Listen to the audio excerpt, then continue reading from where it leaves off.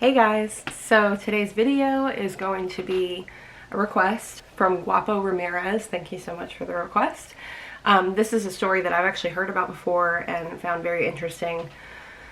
My husband told me about it, and there is video footage of this happening. Obviously, what you're going to find is mostly censored video footage, but I think it's still available like on YouTube if you want to look it up. But it is the death of the guitarist Dimebag Darrell. Now, I knew about this, like I said previously. I had never read into all the details of it, and it's a heartbreaking story. There are a lot of heroes in this story, and it really got me emotional when I was studying it. That could be because I'm pregnant, but it was really sad nonetheless, and really heartwarming to see the people that risked their lives and lost their lives trying to protect Dimebag Darrell before he died. So I'll get into it. The gist of what happened was that a young fan who was obsessed with heavy metal killed the former Pantera guitarist and 3 other people during a show by Damageplan, which was Darrell's current band that he was playing in.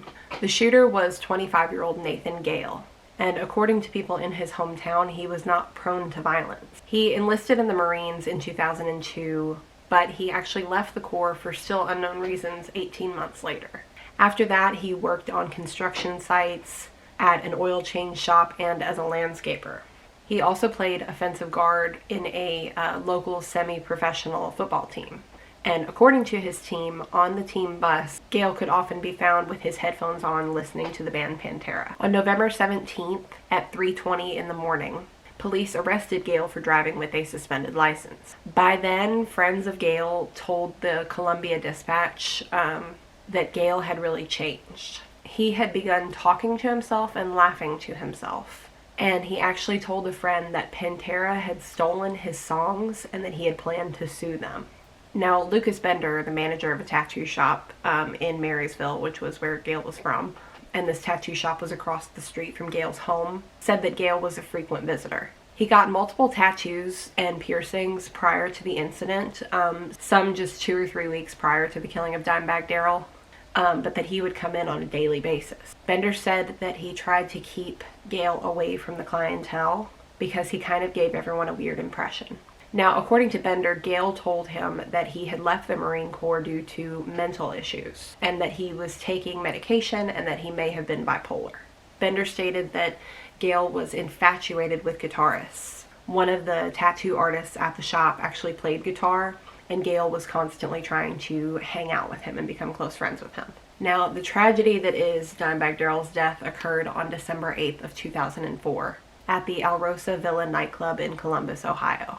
Gale was reportedly upset that Pantera had broken up the previous year and may have actually blamed Dimebag Darrell, whose real name was Darrell Abbott, for the split. This murder and the other deaths of the people that I'll discuss that tried helping out Abbott, or Darrell, I'll refer to him as Darrell because that's the name I know him by, is Dimebag Darrell. The deaths that came had actually occurred on the 24th anniversary of John Lennon's death, who was also killed by a fan. The other victims that night were 23-year-old fan Nathan Bray, Damageplan crew member Jeff Mayhem Thompson, who was 40 years old, and club employee Aaron Hawk, who was 29.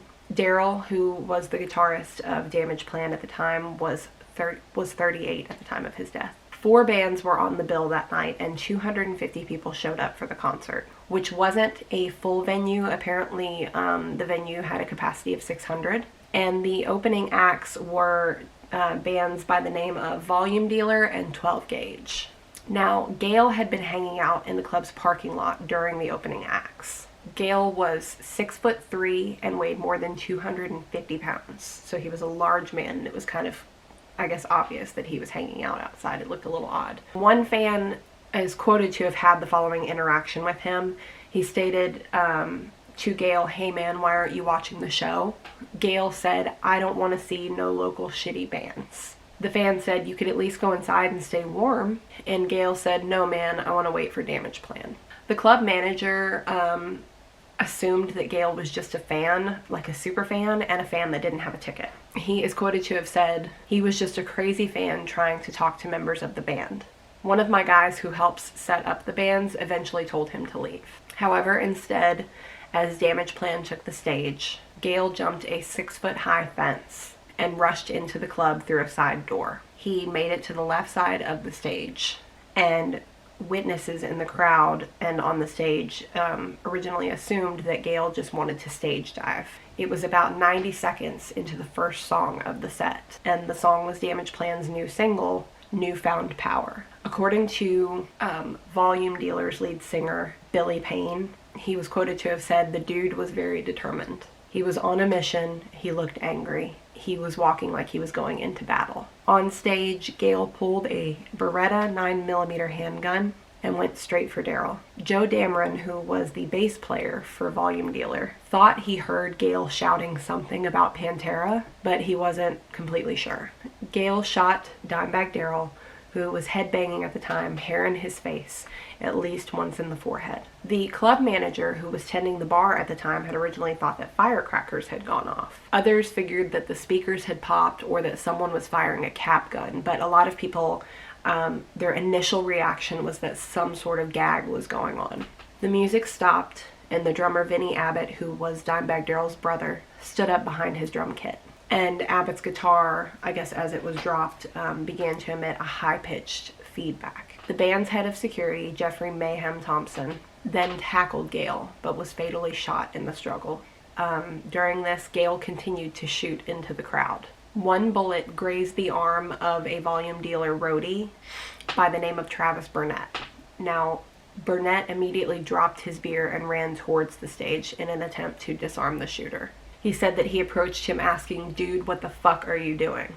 And that Gale's response was, "Get out of here, get away." Burnett was then shot at again. He said that the bullet went through his shirt and that he didn't even feel it. A fan by the name of Nathan Bray, as well as an employee of the venue by the name of Aaron Hawk, were both killed while also trying to help out in disarming the shooter. Darrell, during all of this, laid on the stage bleeding from his head. While most fans fled, one concert goer by the name of Mindy Reese, who was a registered nurse, rushed forward saying, "Fuck this, I'm a nurse. He needs help." She stated that she did chest compressions for 20 minutes, and she kept saying, "Dimebag, come on, please stay with me." Darrell was already near death by the time the paramedics arrived.